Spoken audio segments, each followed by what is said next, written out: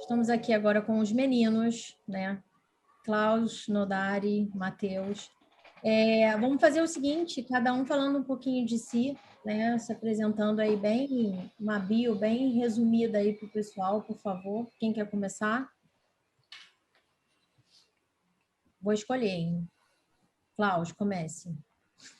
Tá bom. Eu sou o Klaus, eu sou um dos fundadores da Objective lá em 95, acho. Caraca, tô velho. E eu sou um dos pioneiros, junto com a Objective, de métodos ágeis no Brasil. O primeiro evento de metodologias ágeis foi em 2002, realizado, né, por mim, junto com a Objective. E desde então, meu interesse principal nessa parte de RH ágil é a questão de remuneração, né? Como pagar, fazer remuneração individual dentro de um time colaborativo, multidisciplinar, autônomo, né? Como fazer avaliação de desempenho, remuneração justa para pessoas dentro de um time colaborativo, né? Quando eu comecei, não tinha solução para esse problema. Então esse é o meu foco, esse é o meu interesse principal hoje dentro do RH ágil, né? Passar a bola para o Matheus. Gente, só falando aqui, ô Pri, eu não sei se você viu, você tá com a câmera fechada. Tá? Aí, boa, voltou. Aqui. Legal. Meu nome é Matheus Haddad, eu sou um dos fundadores da WebGo, uma empresa que iniciou sua jornada desenvolvendo software com métodos ágeis e que teve o prazer de aprender muitas dessas coisas com o Klaus, né, no início da nossa jornada. E também sou cofundador da Orgânica, uma empresa que dá consultoria nessa área de agilidade, RH ágil, né, uma gestão mais orgânica, que é a empresa através da qual, junto com o Ioris, que é meu sócio, a gente ajuda outras organizações a colocarem em prática, né, coisas modernas de RH ou abordar isso de uma forma diferente com a visão da agilidade. Então, a ideia aqui é compartilhar um pouco dessas experiências, principalmente do que eu já pratiquei na WebGo durante mais de 10 anos, né, e que agora eu tenho uma certa facilidade de trazer para vocês aqui uma perspectiva mais simples de compreender. Vai lá, Nodari. Legal, meu nome é Nodari, eu trabalho com o Klaus há 21 anos, então você tá velho sim, Klaus. Eu não ainda, acho. Na Objective, tive o prazer de participar dos primeiros eventos que o Klaus mencionou, em 2002 e 2004, os primeiros eventos ágeis aqui no Brasil, né? Ajudei a organizar, até arrisquei uma pequena palestra, e estou junto com o Klaus nessa empreitada de tentar, né, trazer uma remuneração, né, colaborativa, uma remuneração com maior autonomia, né, para times colaborativos, para times ágeis, né, como o Klaus mencionou. Então, estou junto com ele nessa empreitada. Então, o meu papel aqui hoje também vai ser falar um pouquinho dessa questão da história aí, da agilidade e como hoje a gente tem visto essa oportunidade de melhorar processos de remuneração e processos de RH em geral. Então, você quer começar, Nodari, contando para a gente um pouquinho dessa história? Conto sim, Pri. Esse ano faz 20 anos da assinatura do Manifesto Ágil. O Manifesto Ágil foi, né, um encontro, 17 signatários, né? Eles eram né, na sua formação, todos eles envolvidos com desenvolvimento de software. Então, essa questão da agilidade, como a gente vê hoje, né, apesar de ter tido uma influência lá da indústria automobilística, tal, da década de 60 e 70, ela vem com muita força dentro dos times de desenvolvimento de software. E depois disso, foi ganhando escala. Então, muitos métodos como Scrum ou como Extreme Programming, que surgiram lá no começo, eram métodos orientados para times de desenvolvimento de software, certo? E somente para o time, né? Era uma ferramenta do time. O time adotava aquelas práticas, né, para começar a trabalhar melhor. Né? Depois disso foi ganhando escala. Então, vários times dentro das empresas começaram a adotar, né? Começaram a surgir também outros métodos que começavam a trabalhar, né, com essa agilidade na escala. E hoje já é senso comum, né? Hoje você falar de agilidade é praticamente mainstream, né? Você lê de agilidade em todos os lugares, as empresas, né, todas que conseguem, certo, tentam de alguma forma se tornarem mais ágeis, né? E vale a pena só reforçar aqui de toda essa questão histórica, qual é o principal conceito, que eventualmente ainda surge uma confusãozinha ou outra, né? Trabalhar, né, adotar uma metodologia de trabalho, adotar um método de trabalho ágil, não é trabalhar mais rápido e não é trabalhar mais, certo? É trabalhar melhor. O que a gente acelera é o aprendizado, a gente aprende mais rápido, né, para que a gente possa agregar mais valor. Tá? Então, quando a gente fala de agilidade, certo, nunca é fazer mais no mesmo tempo ou fazer, né, a mesma coisa com menos tempo. É sempre fazer melhor, certo, otimizar, certo, as nossas entregas. Para atingir isso, a gente usa aí uma série de valores, princípios e práticas, que não é o foco desse webinar, então a gente não vai entrar, né? Mas a gente já entende que isso está consolidado no mercado hoje. A gente entende que, certo, não foi só um puro modismo, né? Veio realmente para ficar. Veio para ficar porque ao adotar esses valores, esses princípios, essas práticas, eles realmente fizeram sentido. A gente aprendeu a trabalhar melhor, funcionou adotar agilidade, certo? Hoje, os times, mesmo que não né, de forma formal não adotam um método ágil, pelo menos ouvem as boas práticas, estão atentos a esses princípios e a esses valores para executar o seu trabalho no dia a dia. O momento agora é um momento de expansão. É um momento em que a gente já não está mais falando da agilidade só lá dentro do time ou só lá especificamente dentro do desenvolvimento de software, certo? A gente tem computadores e celulares para todos os lados. Então, os negócios estão todos muito mais tecnológicos, então a tecnologia cresceu dentro das empresas e, consequentemente, ela está levando esses valores, esses princípios lá para todas as outras áreas da empresa também. Né? Ela começa lá, a agilidade tinha começado nos times tecnológicos e agora ele se expande para as áreas de negócio. Né? Então, essa é, de verdade, a agilidade de negócios que a gente tem tanto ouvido falar, certo? Que está todo mundo buscando. É pegar esses valores, esses princípios que eram muito bons e que funcionaram muito bem, né? E aplicar eles no âmbito do negócio como um todo, né? Então, vamos reaplicar o conceito que a gente reforçou lá atrás, né? Fazer negócios melhor. Aprender rápido com os nossos negócios e agregar mais valor para os nossos clientes. É isso que a gente está falando que é agilidade de negócio, né? E para buscar isso, a gente tem que ter um novo olhar. Tem que ter um novo olhar dentro da empresa, tem que olhar as coisas de um jeito diferente, né? E a gente também vai precisar de algumas novas capacidades. E é aqui que eu acho que assim, tem um super vínculo, né? Com as áreas de gestão de pessoas. Porque as áreas de gestão de pessoas são uma ótima porta de entrada porque tem uma participação imprescindível, tanto de olhar para as pessoas, de olhar para a cultura que a empresa tem, bem como na capacitação dessas pessoas em qualquer coisa que seja necessário para que a gente consiga ir para um novo nível, para um novo modelo, para um novo patamar de negócios mais ágil. Então, essa é parte da minha paixão, é isso, né? A gestão de pessoas é imprescindível para a gente poder mudar o negócio, né? Então, essa que é a importância. Matheus, concorda com isso aí? Falei alguma besteira? Quer complementar alguma coisa? Posso complementar aí? A gente falando do ágil, das coisas boas, das coisas positivas do ágil, ninguém questiona, ninguém duvida, né? É claro que eu quero fazer negócios melhor. Quem seria contra fazer negócios melhor? Então, é legal a gente pensar o que a gente está deixando para trás, o que a gente não está fazendo, o que mudou, né? Melhor como?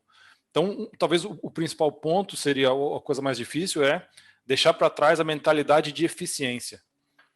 A gente aprendeu, né, ao longo da vida aí, por causa da Revolução Industrial, muito bem sucedida, tal, a buscar eficiência nas coisas.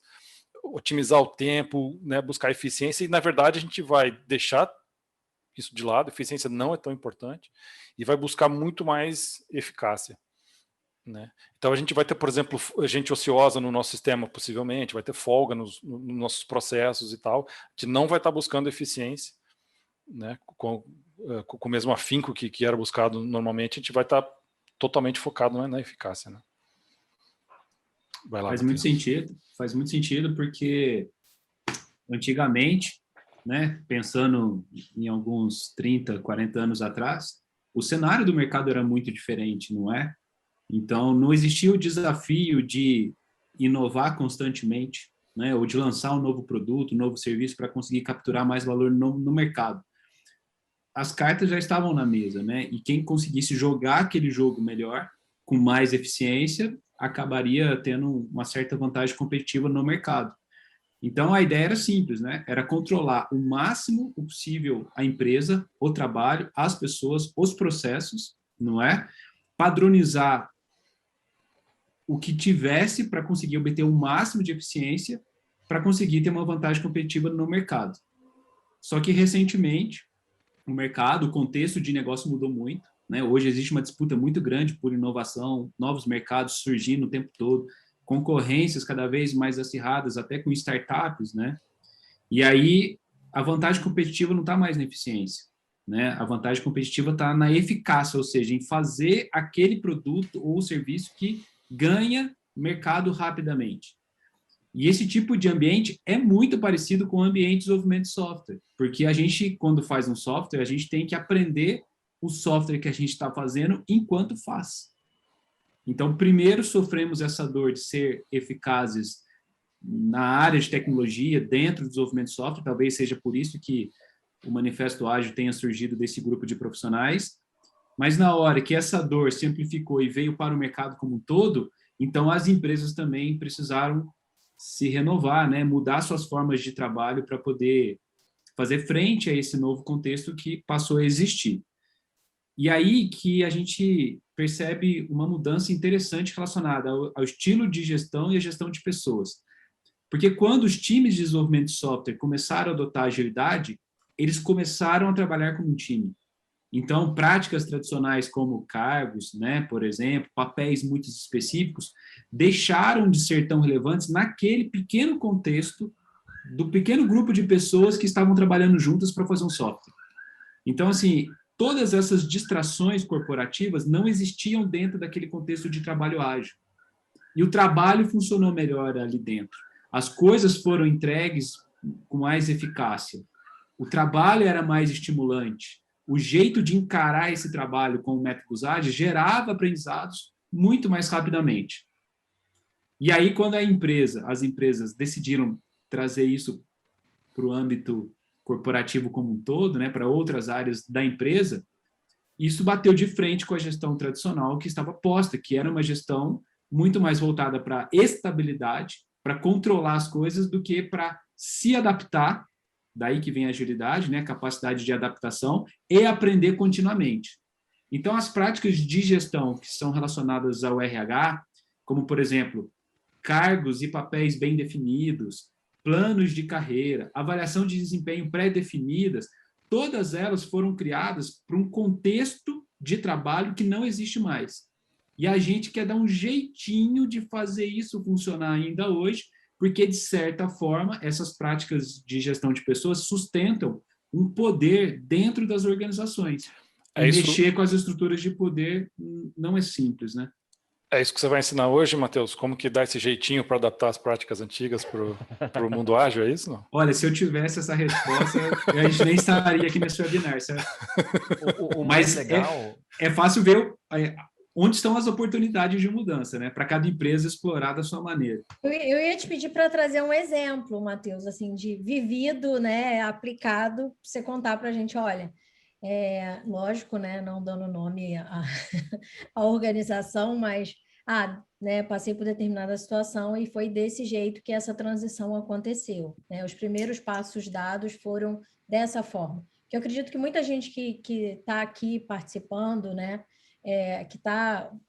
que se interessa pelo tema, vem de uma cultura tradicional, né? E talvez tenha o tão sonhado desejo de ter um RH, uma gestão pragmática, totalmente voltada para o ágil, para que a gente não tenha essa coisa do tradicional de antigamente. Então, as pessoas, na verdade, têm o desejo de fazer essa transição. Então, quais seriam esses passos iniciais que você já viu acontecer no seu dia a dia? Tá. Seria ótimo, né? Mas pensando assim, quais são os pontos que mais alavancaram as mudanças nas minhas empresas e nas empresas que eu vi, foi quando decidiu-se por uma transparência maior sobre o negócio. Ou seja, todos começaram a conhecer melhor sobre o próprio negócio que participavam. Então, seja as informações estratégicas, sejam as reuniões, os dados financeiros, as reuniões que aconteciam às portas fechadas e ninguém nunca sabia o que estava sendo discutido lá dentro, né? Toda essa falta de transparência que gera uma desconfiança e faz as pessoas jogarem na retranca é um dos primeiros pontos a serem mudados. Porque se você quer o envolvimento das pessoas para que elas, com sua capacidade individual, né, e diferentes, possam contribuir para que a agilidade da empresa aumente, então você precisa da confiança delas. E você só tem confiança quando você tem transparência. Então, enquanto faltar transparência, vai ser muito difícil encontrar um tipo de mudança. Então, exemplo simples, né? Eu lembro que no início da WebGo a gente estava discutindo sobre salários, né? Era um pequeno grupo de pessoas ainda, umas 5, 6 pessoas, e a gente começou a ter uma discussão com as pessoas que trabalhavam com a gente sobre salários. E numa dessa discussão, um dos desenvolvedores de software que fazia parte da WebGo levantou a mão e falou assim: olha, eu acho que a gente não deveria mais discutir sobre salários, porque quem tem que definir o salário é a empresa. E essa frase dele é muito marcante, porque existe exatamente essa desconexão entre quem é a empresa, que são um pequeno grupo de gestores que acabam determinando tudo, e o resto que segue essas determinações. Então, enquanto houver essa distinção de empresa e quem trabalha na empresa, as pessoas nunca estarão conectadas à organização. E aí teremos o pensamento unilateral. Então, quando você dá transparência e envolve as pessoas nessa discussão, aí elas começam a participar como se fossem adultas. Por exemplo, a gente deu transparência à situação financeira que o WebGo tinha na época e os salários que todo mundo recebia, para que todos pudessem participar de igual para igual nessa discussão sobre salários. Então, isso foi um passo importantíssimo para a gente, descobrir que a gente poderia confiar com quem a gente trabalha. Eu queria voltar você mencionou rapidamente ali, né, de que a gente tenta dar um jeitinho nas práticas e nas ferramentas que a gente tinha anteriormente, né? A agilidade já está dentro das empresas, né? Porque a agilidade não é um conceito booleano, não é uma chave, galera, que vocês ligam e agora a empresa é ágil, tá? É um processo, é uma transformação, leva tempo, exige esforço, exige disciplina, né, na adoção. E há ganhos intermediários, você vai dando passos nessa direção, mas ainda aí quando a gente começa a ver, né, que os times já não se comportam como se comportavam antes, mas os processos e as ferramentas de gestão de pessoas, né, não funcionam em cima disso, o jeitinho, a emenda, como já dizia minha avó, né, a emenda sai pior que o soneto. Só querer pegar uma ferramenta de gestão de pessoas tradicional, só querer pegar uma prática de gestão de pessoas tradicional e tentar dar um jeitinho para encaixar nesse novo formato não é suficiente. A gente precisa, claro, com cuidado, com cautela, aprendendo, né, e dando passo para trás quando erra, e, né, para poder dar 2 passos para frente depois, mas a gente tem que repensar né, essas práticas, essas ferramentas com mais profundidade. Né? Às vezes, só tentar fazer esse ajuste é até mais doloroso, é mais difícil, funciona pior, né? Eu gosto bastante de exemplos. Vou pegar um exemplo da outra empresa minha, a HE Labs, né? Hoje a Impulso.work. Eu trabalhei na operação lá durante uns 3 anos e na época éramos 50, 60 pessoas ali. O cartão de crédito corporativo era aberto. Qualquer pessoa poderia pegar o cartão de crédito corporativo e usar para comprar o que quer que achasse que precisasse ali para o seu trabalho, um livro, um software, uma licença, uma coisa assim, uma viagem, né, para ir lá ver o cliente e ver a equipe, etc. Isso é um exemplo bem interessante de confiança. Né? Eu lembro até hoje, quando o Klaus trouxe, né, um mecanismo de avaliação que influenciava decisões de remuneração no Objective, e eu era, como se diz aqui no Paraná, né, eu era um piá. Eu tinha 20 e poucos anos, era meu primeiro emprego, né? E o Klaus chega para mim e fala, cara, avalie os seus pares, mesmo que você tenha recém entrado na empresa, você será avaliado pelos seus pares, e no final, cara, a Objective divulgava a lista completa com todas as pessoas, todos os seus salários, né? Então todo mundo sabia o salário de todo mundo, e eu super assustado, né, acuado até, né, mas a gente só ganha maturidade, só ganha responsabilidade quando a gente é exposto à necessidade de tomar decisões e de ter que atuar com maturidade e responsabilidade. Não existe como você ensinar maturidade e ensinar responsabilidade, né, para quem é pai, né, e mãe, né, no grupo aí né, de quem está nos assistindo agora, né, você só ensina a responsabilidade e maturidade para os seus filhos você, né, delegando para eles alguma ação que eles obviamente vão errar, vão falhar algumas vezes, mas você tem que oferecer essa possibilidade, né, para que ele passe a entender o que é, né, ter maturidade, o que é ter responsabilidade de fazer uma análise como essa. Então, eu lembro de me sentir muito assustado, acuado, né, no começo da adoção do processo, porém, assim, se comparativamente, o que eu amadureci, o quanto eu me tornei mais responsável ao saber que eu influenciava a remuneração dos meus pares, né? O quanto aquilo me fez aquele medo, né, se tornar atenção, capricho, respeito, de olhar para o outro membro, de olhar para o outro par do time e pensar com cuidado, certo? Como eu estaria avaliando ele, né? E isso faz você aprender a ser mais maduro, aprender a ser mais responsável. A gente tem que ir dando esse espaço, certo? A gente tem que ir dando mais autonomia, né? E dando mais responsabilidade, dando mais poder decisório, monitorando que as pessoas estejam evoluindo para usar bem esse poder que está sendo distribuído, né? Acho que a Érica estava mencionando aqui no chat sobre distribuir um pouco, descentralizar um pouco esse poder decisório, essa maturidade, né? Sair um pouco só da área de gestão ou só da gestão das pessoas, né? Eu acho que a liberdade responsável é uma coisa bem importante nesse ponto, né?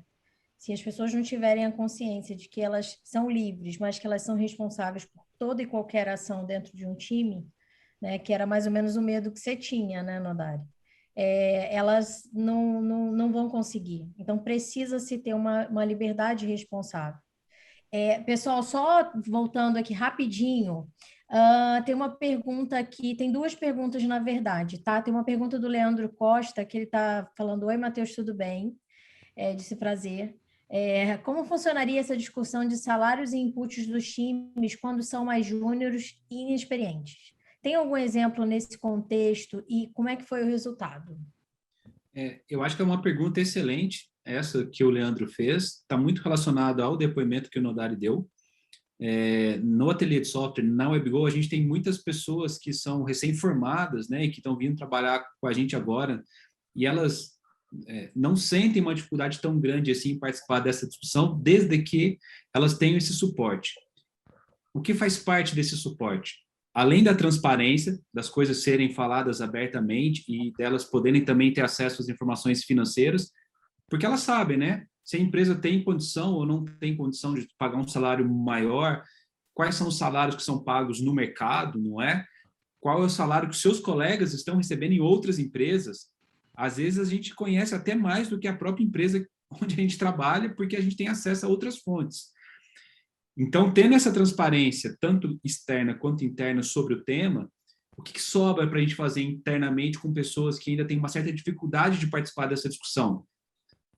Pessoas que hoje trabalham, por exemplo, no RH, podem facilitar essas discussões, trazendo conhecimento, trazendo essas informações para as pessoas.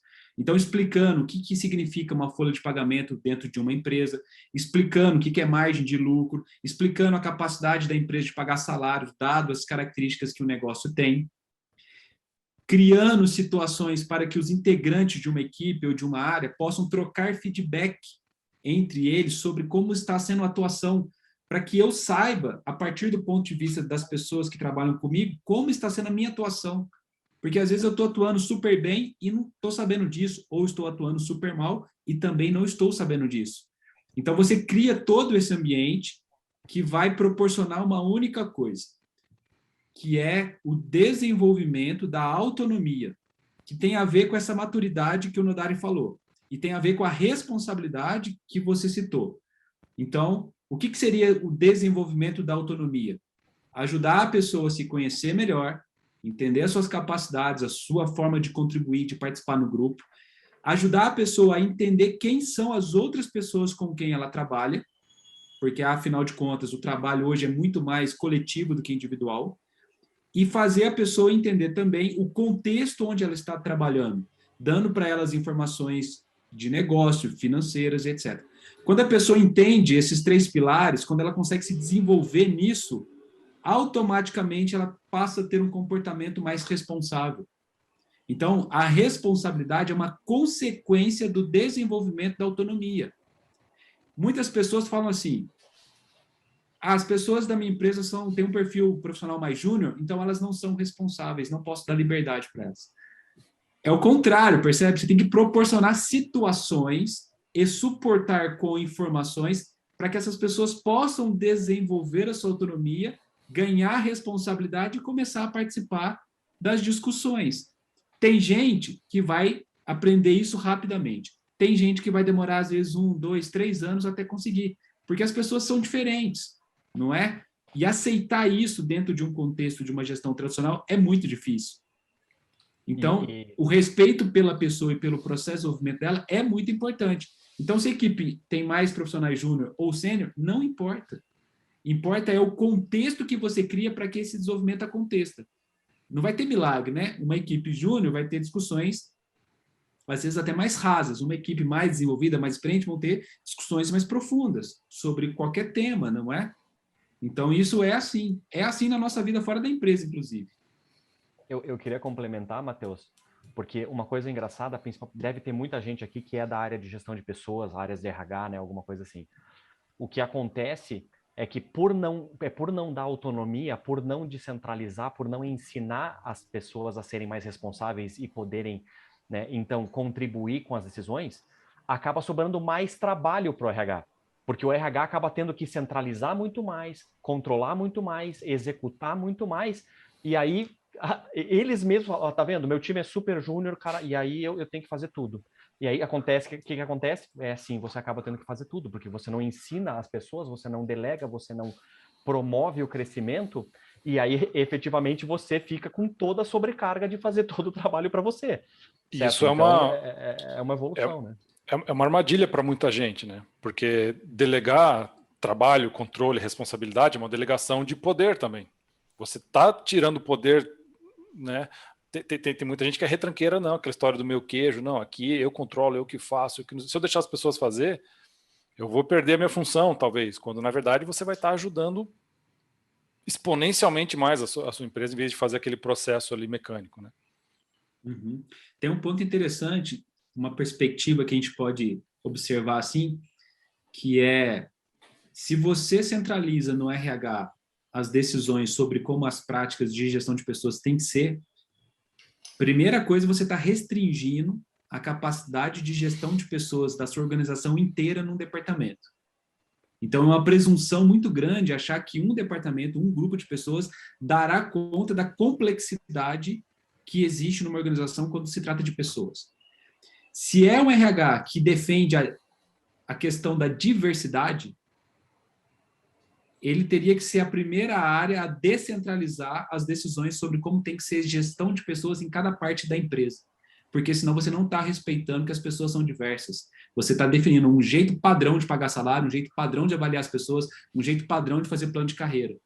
Então, vira uma falácia essa questão da diversidade quando você defende o conceito ao mesmo tempo que você enrijece as práticas. Você não respeita que as pessoas são diferentes. Então, pensem numa avaliação de desempenho que é aplicada na empresa inteira. É a mesma avaliação que avalia todas as pessoas, não é? E quem determina os critérios dessa avaliação de desempenho? Um pequeno grupo.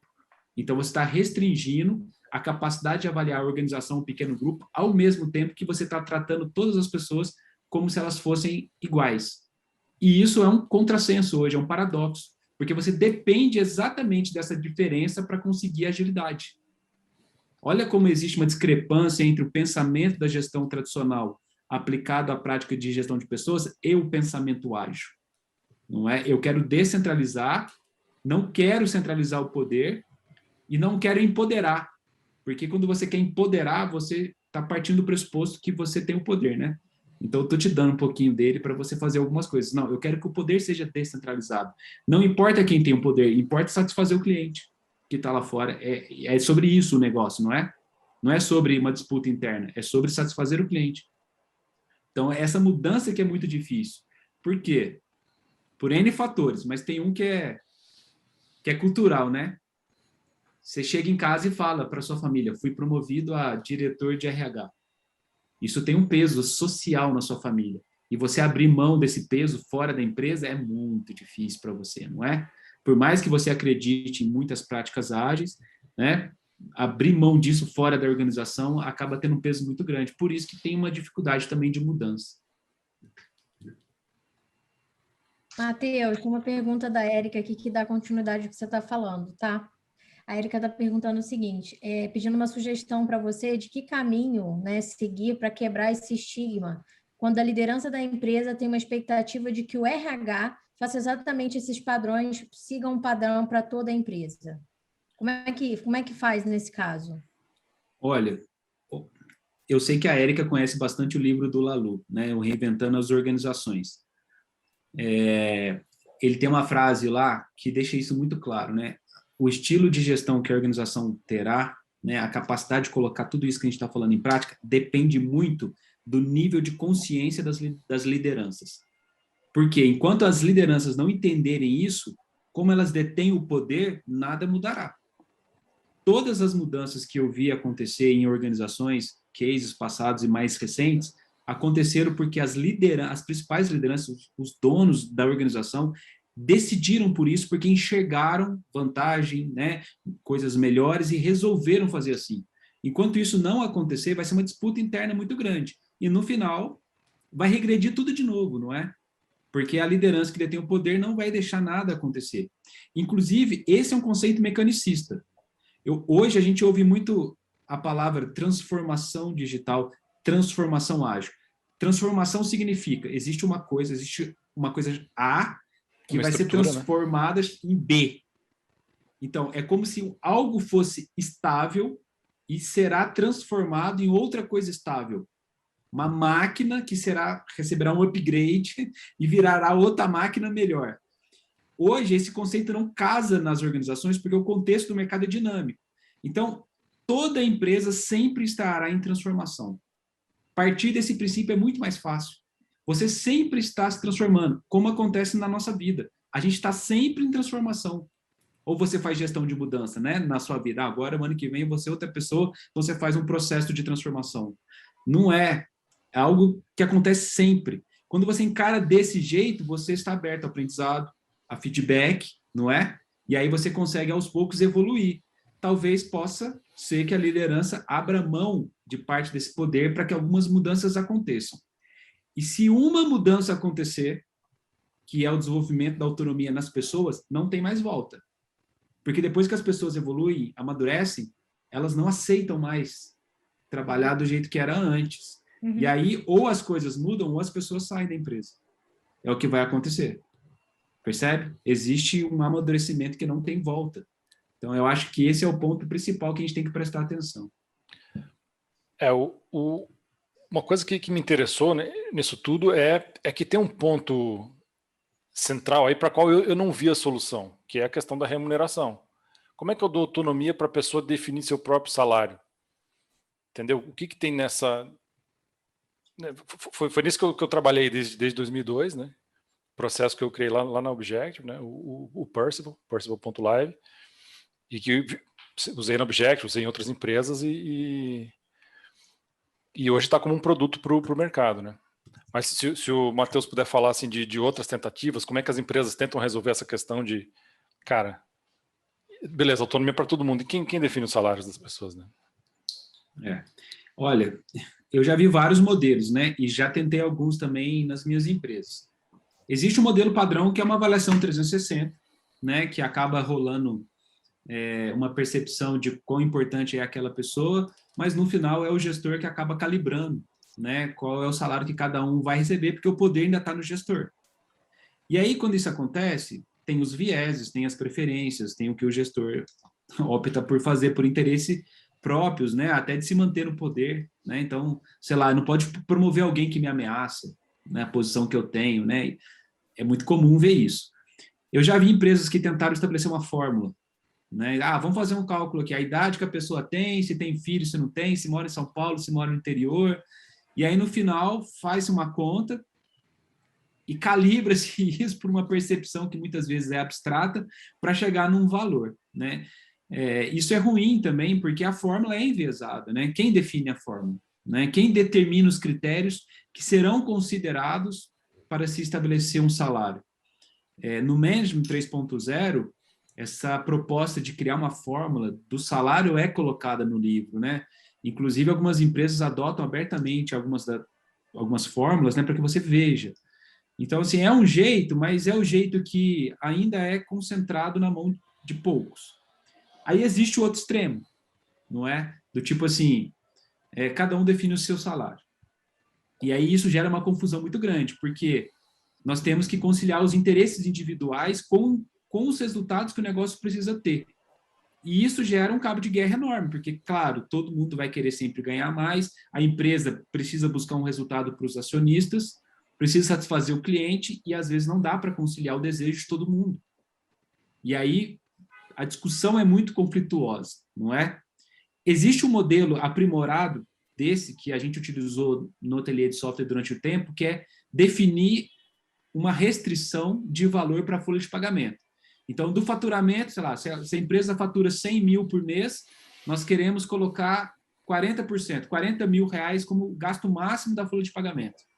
E aí, dentro desse valor, pode-se discutir o que for, desde que gaste no máximo 40% da folha de pagamento do faturamento. Então, se o faturamento cresce, eu tenho um percentual, né, também aumentando para pagar salários. Então, é um modelo um pouquinho mais sofisticado. Mas, mesmo assim, não tira a discussão, que muitas vezes é conflituosa, né, e parte de vieses diferentes. Então, esses modelos fizeram a gente aprender muito no ateliê, né, com as discussões sobre salários. Ao mesmo tempo que a discussão é importante e que as restrições financeiras acabam influenciando, porque, afinal de contas, está tudo relacionado, né, o mercado e tudo mais, é preciso também estruturar as conversas entre as pessoas. E aí existem, né, pelo que eu vi, predominantemente, dois grandes modelos. Um modelo é você criar um comitê. Um grupo, que pode ser até rotativo, não precisa ser as mesmas pessoas sempre, que vão se reunir e vão analisar as propostas de aumento salarial que as pessoas pediram, né, ou conversaram com seus pares e solicitaram. E aí esse comitê acaba tendo aquele poder temporário de decisão. Ele vai considerar a situação que a empresa tem, todas as coisas, e vai decidir. Decidindo, esse comitê se desfaz, e da próxima vez que ele for ser formado, outras pessoas irão compor, para tentar combater o viés, né? O interesse de sempre as mesmas pessoas definir o salário, para que não crie esse falso poder, né? E o outro modelo é o modelo que o Percival usa, que é uma avaliação, é um ranqueamento entre os integrantes com a percepção de entrega de valor entre os próprios integrantes da equipe, para que você consiga usar aquele discernimento que a gente usava na faculdade de saber quem faz o trabalho e quem põe o nome na capa. Porque os integrantes da equipe sabem exatamente quem está contribuindo de verdade e quem não, está só pondo o nome na capa. E aí, se eu tenho isso como input, talvez eu tenha um pouco mais de realidade, né, misturada aí nessas definições, para ter uma justiça salarial mais adequada. Mas é uma coisa que depende muito do contexto onde isso acontece. Usar isso dentro de um contexto muito tradicional vai estar enviesado pela gestão tradicional. Usar isso dentro do contexto ágil vai estar enviesado também pelo contexto ágil. Então, ainda temos desafios em relação a isso. É assim que eu vejo, né? Hoje, no ateliê de software, a gente usa o Percival e o comitê. A gente usa as duas coisas. A gente usa o Percival para que ele gere como os resultados um input que serve para uma discussão e definição de aumento salarial da equipe depois. Eu compartilhei a tela, Matheus, para ver. Esse é o resultado que a empresa do Matheus, né, o WebGo, publicou. Então aqui tá em azul, né, os resultados da divisão do Percival. O conceito é de um bolo, né? Em vez de cada um dizer com uma avaliação 360, né, quem foi bem, quem não foi, quem merece aumento, quem não merece, né? Ou seja, a equipe inteira pode merecer aumento, de repente, né, na avaliação tradicional. No Percival não, você está dividindo um bolo, e esse é o resultado, então, lá na WebGo, de quanto, na visão da equipe, né, fazendo o equilíbrio de todas as avaliações da equipe, quanto cada um merece do bolo lá. Aí isso aqui é usado, né, Matheus, como insumo lá para o comitê de vocês decidir a questão. Eu vou postar aqui até o link de um post que um dos integrantes do nosso time fez no Medium, explicando um pouco sobre esse processo que considera o Percival como como input, né? O resultado do Percival como um dos inputs. É importante ressaltar o seguinte: é preciso começar essa discussão, porque isso tira muito o senso de injustiça, né? De não participar, de não conseguir colaborar. E aí você imagina que talvez as primeiras discussões sobre salários, né, acontecendo abertamente, sejam muito difíceis, porque tem muita coisa ainda mal resolvida, né, embaixo do tapete.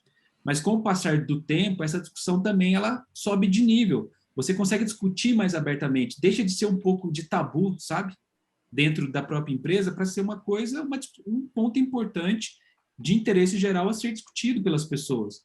Então, fica melhor de tratar esse assunto quando você começa a experimentar essas formas mais coletivas, mais transparentes de lidar com salários.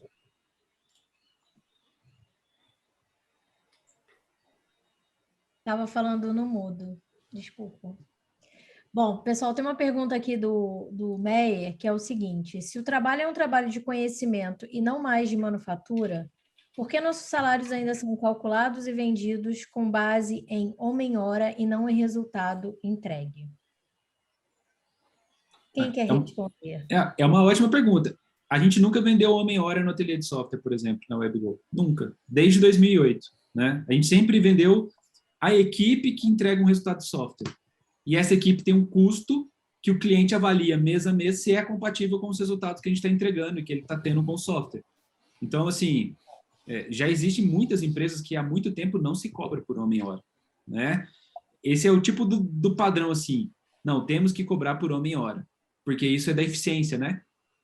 E cada um tem que ter um cargo, que tem um custo específico por hora.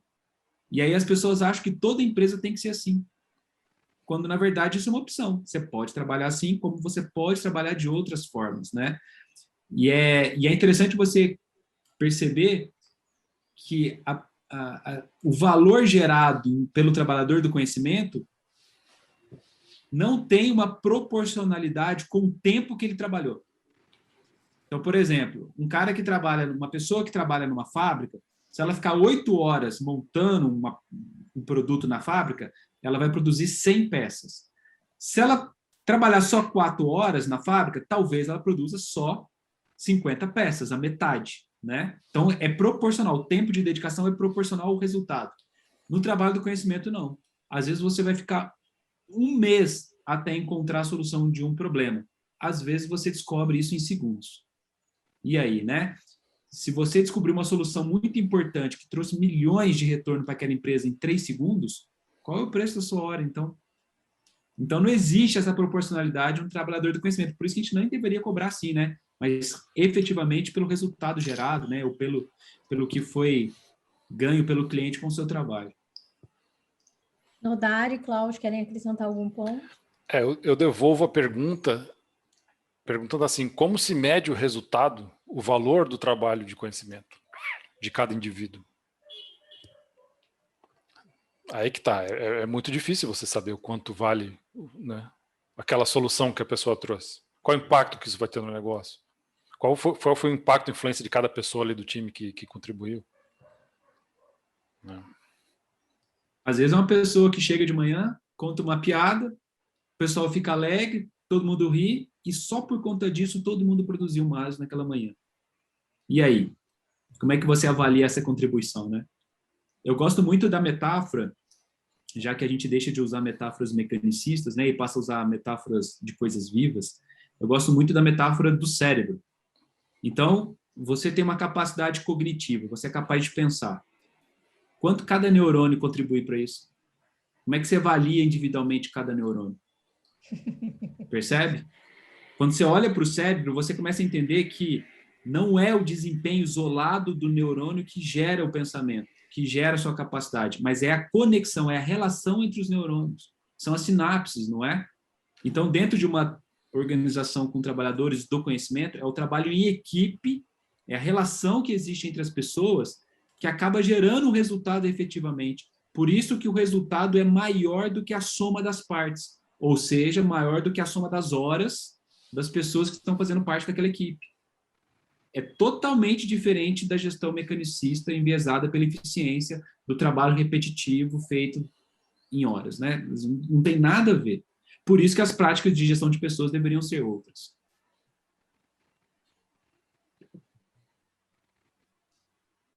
Klaus? Falou da metáfora do cérebro, lembrei desse grafo aí, resolvi compartilhar com a galera das conexões, né, dos neurônios e tal. Manda bala, Pri, mais perguntas? Bom, tem um comentário aqui do Diogo, que ele está falando, né, sobre quando a gente estava falando um pouquinho, né, das dificuldades de iniciar um RH ágil. Mas as primeiras discussões sobre agilidade também não começam difíceis, né? Se era para ser fácil, né? Então, não tem nem graça, né? Vamos começar de modo hard, que é mais legal. Deixa eu ver o que mais. O Leandro estava perguntando quais são os cases no Brasil. E aí o Nodari já respondeu aqui no chat para ele alguns cases, né? Citando o WebGo, Objective, Nubank, alguns cases aqui. E o próprio, né? E sobre remuneração Percival. Gente, deixa eu fazer uma pergunta também. Laísa, Aproveitar que eu tô aqui, né? Furar a fila. Quando vocês comentaram assim de um cartão de crédito, o Klaus comentou do cartão de crédito que todo mundo pode usar e avalia quando isso é necessário. Mas aí a gente não se perde o controle, que daí foi isso que eu quis trazer ali na pergunta, não se perde um controle financeiro? Porque eu vejo hoje, por exemplo, a gente tem muito, o financeiro precisa saber de onde que saiu, para onde que foi, e isso se perderia a partir do momento que todo mundo tivesse esse livre acesso. No caso específico lá tinha um formulário, né? Então você só dizia, estou comprando um livro tal, custa tal, e mandava bala. Você não precisa pedir aprovação, nada. Você só informava para a pessoa que depois fazia a checagem. Tinha alguém fazendo a checagem, né? Se tivesse algum item lá que ninguém falou, vou comprar, sei lá, uma viagem para Paris pela Air France, primeira classe, alguma coisa assim. Aí alguém comprou isso, né? Mandava um Slack geral, o pessoal, ninguém, então cancela porque clonaram o cartão, alguma coisa assim. Entendi, beleza. Assim. E respondido. Claro que talvez numa empresa de dezenas de milhares de pessoas não daria para fazer dessa forma, mas numa empresa de dezenas de pessoas dá para fazer, né? Tá, entendi. Não faz sentido. Parte do controle... outra dúvida. Oi, pode falar, Nodari, desculpa. Parte do controle tem a ver com a transparência que o Matheus estava explicando. Provavelmente lá, o extrato do cartão era público. Então, as pessoas... E o limite do cartão também era público. Então, a galera já sabia. Pô, eu posso fazer compras de até 10 mil reais no mês. Pô, já gastamos esse mês 5 mil reais. Pô, dá para comprar mais um livro? Dá. Tudo bem. Então... Quando você tem transparência, você tem controle distribuído. As pessoas também vão passar a ter controle sobre, mas eu entendi que a tua pergunta era mais específica sobre o controle financeiro. Aí sim, claro, acaba que no final das contas o extrato do cartão vai checar lá no financeiro e o financeiro tem que fazer uma checagem. Mas parte do controle, ele se distribui. Quando você também tem a transparência de dizer, nós temos um cartão aqui com tal limite, quem quiser acessar o extrato do cartão está aqui, tá? Vai ficar aqui nesse mural ou nessa ferramenta.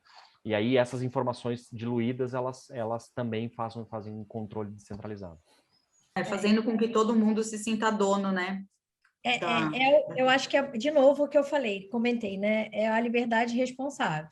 Você não vai pegar um cartão corporativo e vai comprar, como o Klaus falou, né? Comprar uma viagem para Paris e, né?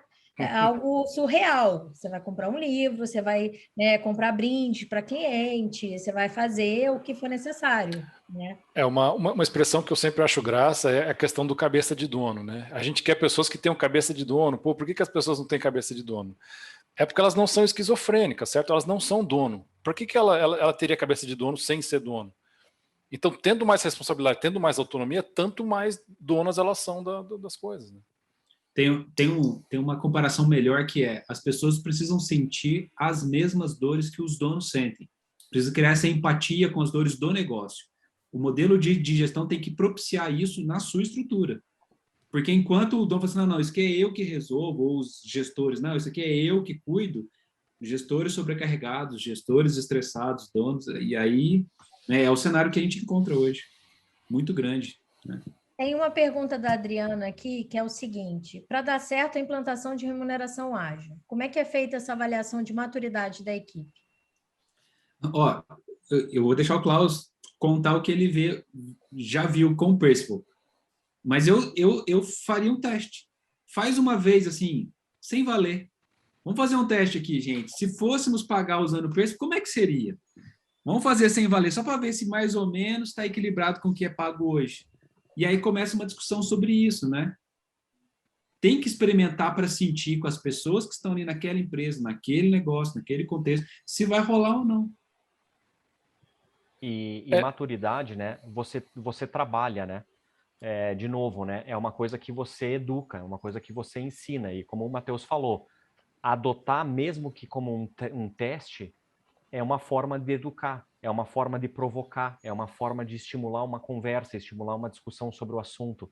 A gente tem que ter, certo? Quando a gente fala de agilidade, a gente falou lá no começo, certo? A gente tem que ter esse espírito de aprender continuamente, aprender rápido, fazer testes com essas novas técnicas, com essas novas práticas, para ver se realmente funciona ou não. E eu mesmo, quando comecei lá na Objective em 2002, o resultado primeiro ficava só para eu ver. Né? Então o resultado do Percival também pode ficar só para o gestor ver, e aí com o tempo o gestor ganha confiança, quer ganhar transparência, galera, a próxima rodada agora vai ser aberta para todo mundo ver. Muitas vezes a implantação do Percival é um anticlímax assim na empresa, porque não traz grandes surpresas. Né? O resultado que o Percival dá é mais ou menos o resultado que a empresa já pratica. Não tem gestor muito maluco que pega o sobrinho dele, júnior, e paga como sênior. Isso é muito raro. Né? A diferença é que é um resultado colaborativo que trouxe a visão de todos e que foi atingido em 15 minutos de uso da ferramenta lá, coisa que leva semanas de estresse, de ciclo de avaliação no processo tradicional. Né? Então é até quase um anticlímax. Mas deu o mesmo resultado que a gente já tinha. Mas é um resultado validado pela equipe toda e é um resultado que você conseguiu em 15 minutos. Né? E tem vezes que você vê realmente, não é que sempre dá igual, né? Tem casos que a equipe percebe a evolução de novatos, por exemplo, esse cara, nossa, né, evoluiu super bem, nossa, essa guria aqui evoluiu animal e tal, que o time vê e que às vezes a gestão não está vendo, e que eu quero remunerar essas pessoas, eu quero proativamente chegar e pagar mais para elas, para justamente engajamento, né, retenção, que a gente falou. Aí você entrou num ponto que eu queria perguntar, que é sobre retenção. Quando a gente fala de RH ágil, né, que não necessariamente que as pessoas hoje estão praticando, né, porque, na verdade, o que, no geral, o pessoal pensa o RH usando Kanban e Scrum, né, e isso aí é o RH que é ágil, né, a gente não está falando de organizacionalmente, a gente pensando de outra forma, a gente propondo novas formas. Então, falando de retenção de pessoas, o que vocês acham que é uma proposta para que essas empresas que hoje são tradicionais e que gostariam, né, de se tornar ágeis, não só, né, na forma de ter Kanban ou praticar o Scrum, o que seja, mas na real mesmo, conseguirem colocar na prática a retenção. Eu sei que algumas pessoas, cada pessoa tem a sua motivação, mas, no geral, qual que seria a melhor aposta que o RH Ágil propõe? Nossa, essa é um prato cheio para eu responder, porque se existe um processo de retenção, alguma coisa já está errada, não é? Então, você não deveria especializar o seu processo de retenção para deixá-lo melhor, porque isso vai deixar cada vez mais escondidos os problemas que levam as pessoas a saírem da empresa. Então, a ideia é que você não tenha retenção e ataque os problemas que estão fazendo as pessoas saírem, não é? E como é que você faz isso? Com processos mais transparentes, com mais conversas, né? Com jeitos de pagar salário, com mais participação, com discussões sobre o ambiente, sobre a gestão sendo abertas para todas as pessoas. E, fundamentalmente, entender que, diferente de 100 anos atrás, que a empresa era um lugar que as pessoas chegavam e ficavam 30, 35, 50 anos ali trabalhando, e aí plano de carreira faria sentido, não é? Porque o viés era de estabilidade, pós-guerra, né? Hoje as pessoas às vezes ficam pouquíssimo tempo. A maior parte das pessoas ficam 2, 3 anos, né? São raros aqueles que estão 5, 10, 15 anos agora. A exceção são essas pessoas que ficam muito tempo, mas a maior parte fica pouco tempo, né? Pelo perfil da geração, pelo tipo de trabalho, né? Pela situação mais conectada de mundo que a gente tem hoje. Então você não pensa mais na empresa como um lugar que recebe pessoa e tem que reter, mas você pensa na empresa como um lugar de fluxo, que entra pessoas e sai pessoas o tempo inteiro. Assim como é na nossa vida, não é? Chegam amigos, amigos ficam pelo caminho, mas aparecem novos, não é? Então, o que é mais importante, se pensar nesse sentido, é todo mundo que entrar na empresa, Uma hora vai sair. o tempo que ficar ali tem que ser o tempo que a pessoa consegue dedicar o máximo da energia, da vontade, da motivação dela para aquele trabalho. Porque vai chegar um dia que ela vai se interessar por outra coisa. E aí ela vai sair. Então, o tempo que ela permaneceu foi intenso. E aí você sempre tem que trabalhar novas pessoas para entrar, porque sempre terão pessoas saindo. Isso é libertador. Aí você deixa de gastar dinheiro com retenção, com essas bobagens de retenção, entende? Principalmente, por exemplo, salário, né, que é um ponto crítico. Ah, mas você vai cobrir a oferta? Gente, essa é uma discussão no time. A pessoa deveria levar para o time. É o seguinte, a empresa X quer me pagar mais. Se o time achar que, então vai embora porque você não vale a pena aqui, ok. Não é? Por que o RH, que nem sabe como é a atuação dessa pessoa no time, vai decidir sobre isso? Vai fazer uma contraproposta, percebe?